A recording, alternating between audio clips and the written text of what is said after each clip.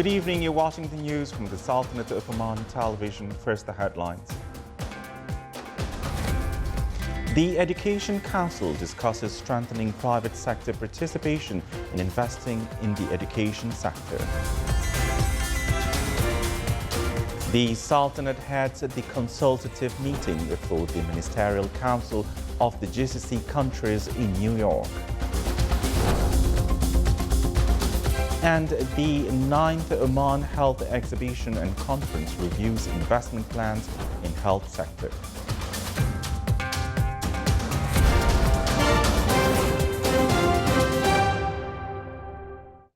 Those were the headlines, and now the news in detail. His Majesty Sultan Qaboos sent a cable of greetings to His Excellency President Jose Mario Vaz of Guinea-Bissau on his country's independence anniversary.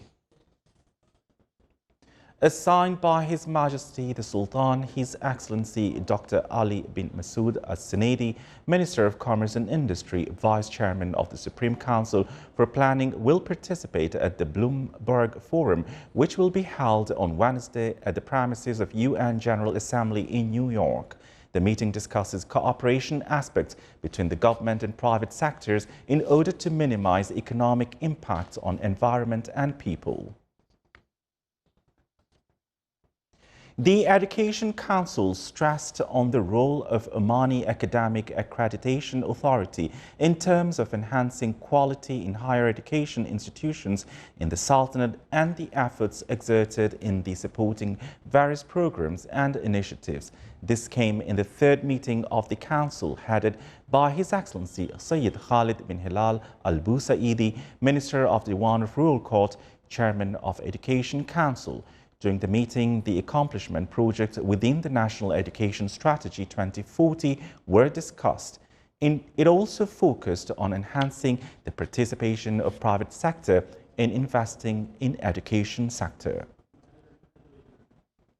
His Excellency Yusuf bin Alawi bin Abdullah, Minister responsible for Foreign Affairs, headed the consultative meeting for the Ministerial Council of GCC countries, which was held at the headquarters of the Sultanate's permanent mission to the United Nations in New York City. The meeting discussed mutual coordination among the GCC countries for ministerial meetings, preparations which will be held with the number of foreign ministers and international blocs on the sidelines of the UN General Assembly meetings in its 74th round, and vital issues which will be addressed with these countries, including latest developments in the region. His Excellency Dr. Abdul Latif bin Rashid Al-Zayani, Secretary General of the Gulf Cooperation Council countries, said that this year there will be a meeting with the United States, United Kingdom, Russia, China, India, Pakistan, European Union, ASEAN and other organizations. He added that the discussions today focused on joint cooperation, strategic dialogue, as well as the results that were achieved through mutual work teams and groups. Latest weather charts and analysis of the Multi-Hazard Early Warning Center indicate that the tropical storm Hika is located over the central Arabian Sea at longitude 64.1 degrees east and latitude 20.3 degrees north, with an estimated surface wind speed around the center between 34 and 40 knots. The storm is about 540 kilometers away from Madeira Island. The closest conservative clouds band associated with the system is about 320 kilometers from Madeira Island. The direct effect of the storm on the coast of the Sharqiya and Al-Wusta governorates is expected by tomorrow, Tuesday, 24 September 2019 evening, associated with isolated heavy rain ranging between 30 and 60 millimeters and fresh winds ranges between 25 and 35 knots. Rough seas are expected over the coastal areas of South Al-Sharqiya and Al-Wusta, with a maximum wave height between 3 and 6 meters, with chances of seawater inundation over low-level coastal areas. Seas will be moderate over the rest of the coast, with a maximum wave height of 2.5 meters. The Public Authority for Civil Aviation advises that the public take precaution and stay away from low-lying areas, as well as not to cross flowing wadis and check the sea state before sailing, and to follow the latest official weather bulletins.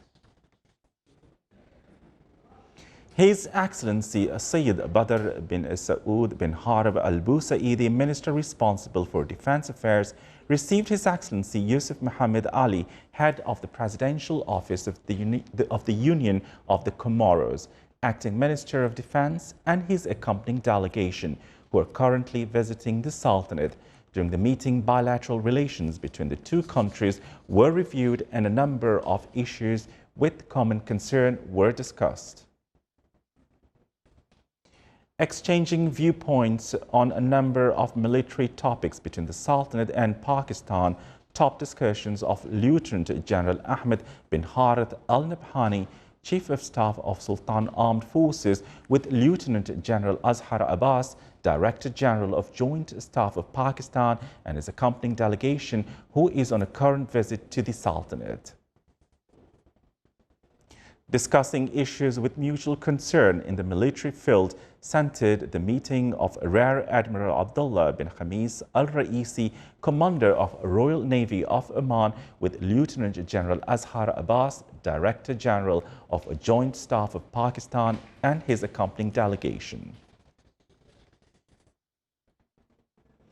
The activities of the 9th Oman Health Exhibition and Conference kicked off today at the Oman Convention and Exhibition Center under the auspices of His Excellency Dr. Sultan bin Yarab Al Busaidi, Health Affairs Advisor at the Ministry of Health.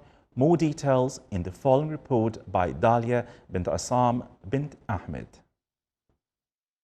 Oman Health Exhibition and Conference is an annual international trade event that highlights the rapid and continuous advancement of the health and the medical sector in Oman. It's a common platform that brings together different segments of the health and medical industry to explore new opportunities, showcase the latest technologies, services, and facilities, and leverage potential for trade and investment. We are producing germicidal lamps, which are lamps designed for the disinfection of air and surface. So basically, after you use them, the environment that it's used in is sterile and completely clean, so ready to perform a surgery or basically creating a completely clean air. The lamps can be used in hospitals or in places where you have, let's say, sick children in kindergarten to create a clean environment and to ensure that the germs are not spreading any further. Well, what we're doing is to try and promote our clinic. I've retired from university just over 2 years ago, where I worked for about 27 years. And now I've set up a small clinic with a colleague of mine who's a specialist in sleep medicine, whereas I'm a specialist in cardiology and internal medicine, so we make a good combination. The conference is aligned with the government's Health Vision 2050 and aimed at addressing the challenges as well as discussing initiatives to improve the sector. The government mandate of introducing the compulsory health insurance on private sector employees, Omani and non-Omani, and also the visitor to Oman, has been issued for the purpose of ensuring and providing the medical coverage to the worker in private sectors, as I said, Omani and non-Omani, and in close coordination with related party like Ministry of Health, Ministry of Manpower, and Chamber of Commerce and Industry, and the other related party. We are working to build the required infrastructure and regulatory issues that needed to implement this project. The exhibition and conference has a strong focus on improving healthcare facilities and capabilities of medical professionals in the country, meeting the rising demands of the sector through establishment of health centers and strengthening tertiary care amenities around the Sultanate. Still to come in our news bulletin. The annual International Circle of Light Festival in Moscow attracts over 5 million people.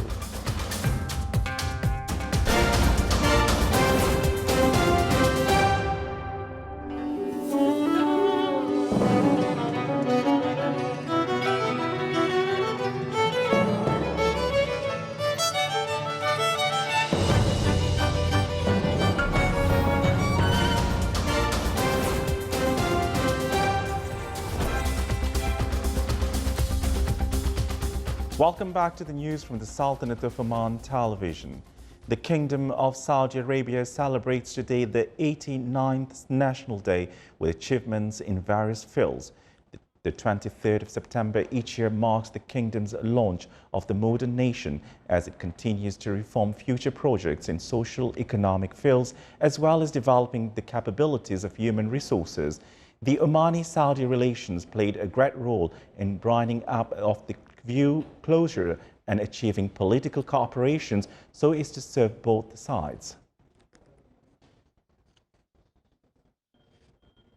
In cooperation with the Ministry of Education, the second phase of Conservation of Electrical Energy initiative in schools will be launched next October. The initiative is to spread the culture of benefiting from the natural energy as well as reducing electricity consumptions in schools. The initiative will target teachers and students, and it will cover over 30 schools from various governorates of the Sultanate, including 15 training workshops.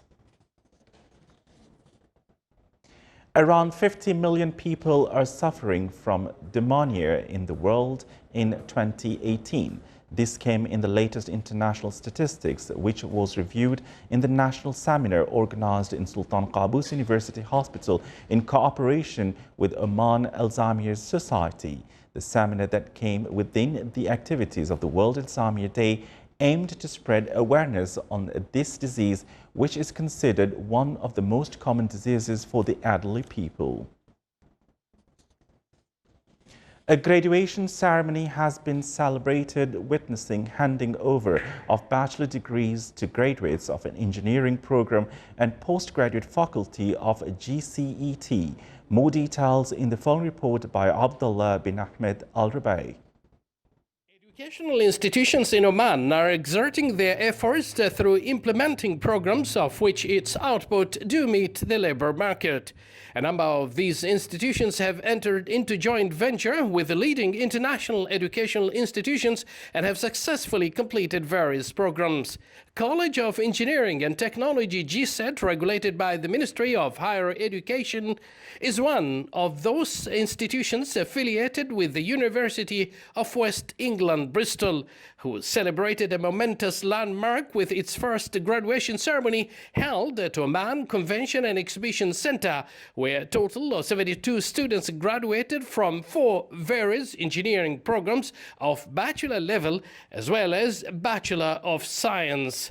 After handing over certificates and award to those students, GCET faculty also received their certificate of a master's degree after completing their postgraduate certification in academic practice with the UE Bristol.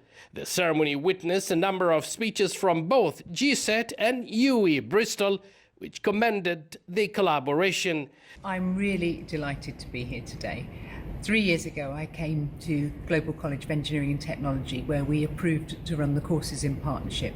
And I knew then that this college was special. And I know now today, seeing these students graduate, that it is. It's been absolutely fantastic to see the journey of those students and to see them really develop skills that are important, really important for Oman and really important globally. And I know that many of these students will go on and be fantastic ambassadors for Oman. We have reached this point and we feel proud to serve our company with the knowledge and skills. And we are very happy to be here and to see our families happy, fathers and mothers. Also see my country, to help my country to build it. My dream is fulfilled. I am now equipped with knowledge and skills, and inshallah I am ready to give service to my country and elsewhere, inshallah ta'ala. We are so happy to have completed this part of our life, and we are working hard and get it a good result, and we are ready to start a service in Oman. The words will not help us to explain our feeling today. So in short, we want to thank our second family, which is the GCET family, to their stance and real work. Really, we are so proud to be standing here today. Indeed, by completing our study, we have achieved our goals. The ceremony was attended by students' family, as well as GSET Chair of Board of Trustees, Deputy Vice-Chancellor and Provost of University of West England, dignitaries from various ministries and academics. Abdullah bin Ahmed al-Rubi'i, Sultanate of Oman Television, Muscat.